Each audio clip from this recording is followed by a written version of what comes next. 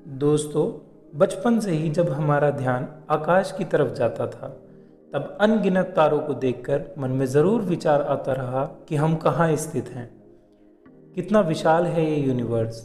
इसके अंत के बाद क्या प्रारंभ होता है? क्या अनेकों तारों के चारों तरफ चक्कर लगाते अनगिनत प्लैनेट्स में सिर्फ हमारी ही पृथ्वी पर जीवन संभव हो पाया है? तो आपको बता दूं, यह असंभव है।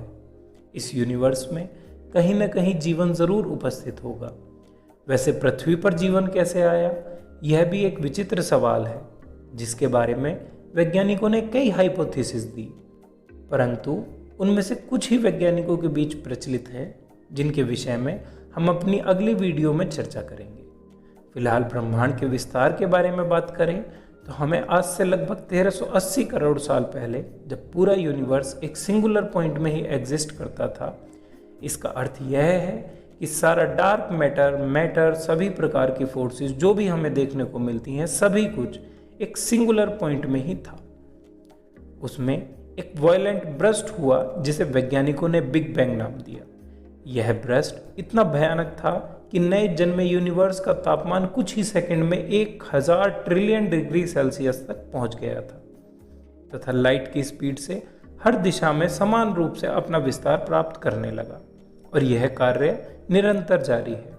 जैसे जैसे यूनिवर्स का विस्तार एवं ठंडा होना जारी रहा, वैसे ही एक कमाल की घटना घट रही थी, जो कि इलेक्ट्रॉनों को परमाणु के चारों ओर कक्षाओं में फंसने की थी, जिसमें लगभग 3,80,000 साल लगे और पहले एटम का निर्माण हुआ, जो कि हीलियम और हाइड्रोजन थे, जो आज भी हमें बहुत अधिक मात्रा में तारों के रूप में देखने को मिलते हैं। अब अगर हम अपने सोलर सिस्टम की ही बात करें तो यहाँ हमारे स्टार के चारों तरफ 8 प्लैनेट्स चक्कर लगाते हैं, जिनमें मरकरी, वीनस, अर्थ और मार्स हमारे रॉकी प्लैनेट्स हैं, और जुपिटर, सैटर्न, यूरेनस और नेपच्यून हमारे गैस जाइंट।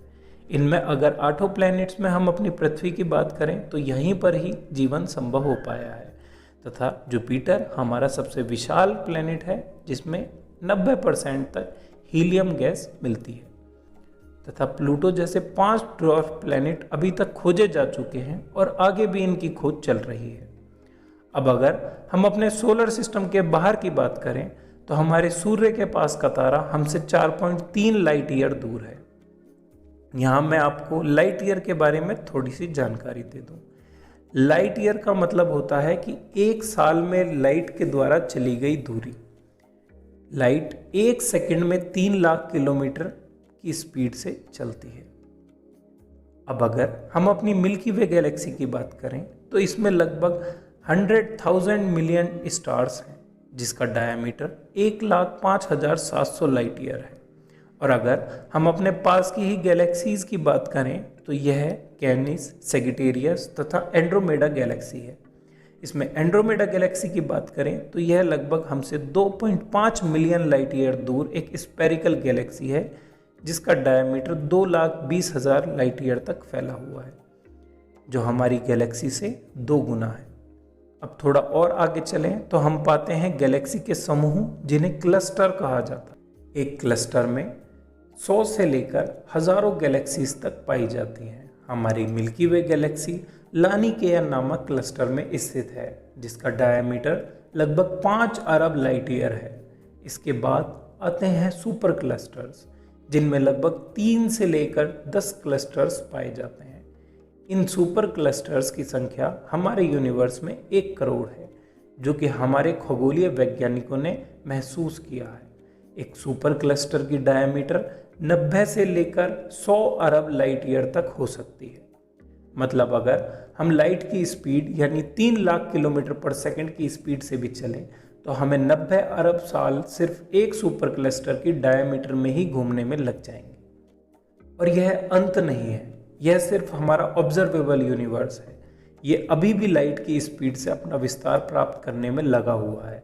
यह अनुमान खगोल वैज्ञानिकों द्वारा इसलिए लगाया जाता है क्योंकि हमारे पास की गैलेक्सी हमसे दिन प्रतिदिन दूर जाती जा रही है। अब यह कहना कि इतने विशाल यूनिवर्स में जीवन सिर्फ हमारी ही पृथ्वी पर है, गलत होगा।